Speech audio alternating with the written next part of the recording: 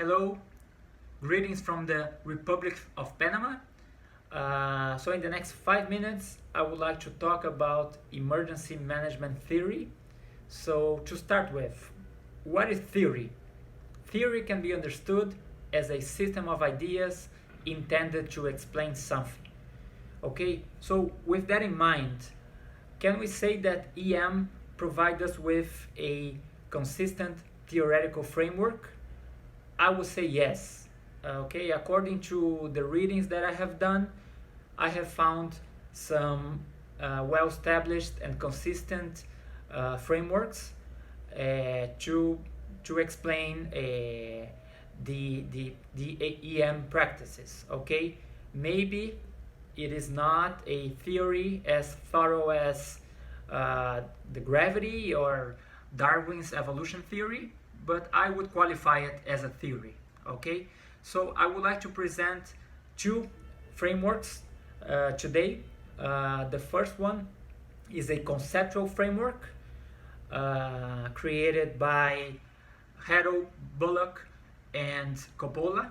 Okay, so these authors, they qualify three key concepts for EM, which are hazard, risk, and disaster. Okay, so according to them, hazard is a source of danger that may or may not lead to an emergency or a disaster. A risk is the susceptibility to death, injury, damage, stoppage, among other events. And a disaster is an event that demands substantial crisis response, requiring resources and governmental powers beyond the scope of one line of service or agency. Okay, so let's move on to the second framework that I want to present, which is the four-phase process of EM. Okay, the four phases are preparedness, mitigation, response, and recovery. Okay, now I would like to share with you a picture that I took last month when I was visiting the volcano Arenal in Costa Rica. This is an active volcano. I would like to have it as my backdrop because I think this picture help us to understand at least two of these phases of an EM process. Okay, so the first phase would be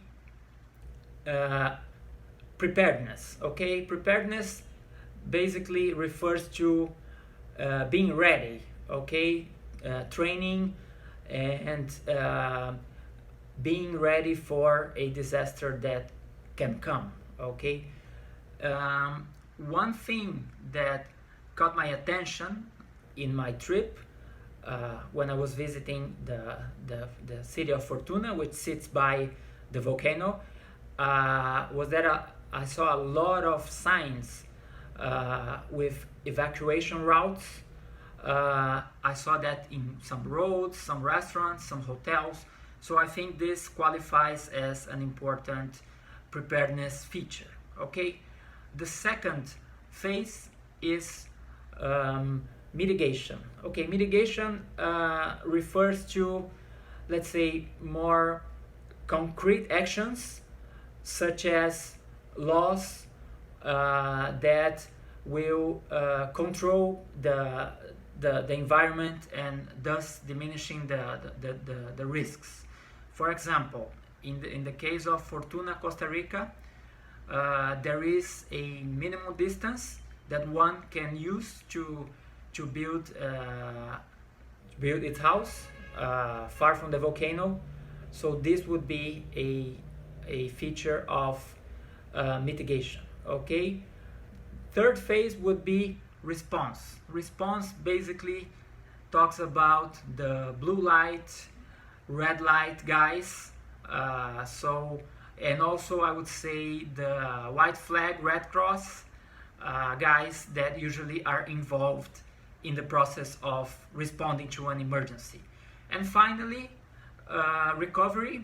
recovery relates to the full stabilization of a community in terms of its financial, economic, social, psychological recovery, and this is a process that can take some years in some instances. Okay, so I'm afraid I am out of time, but thanks for your attention, and I hope you have a good day. Bye bye.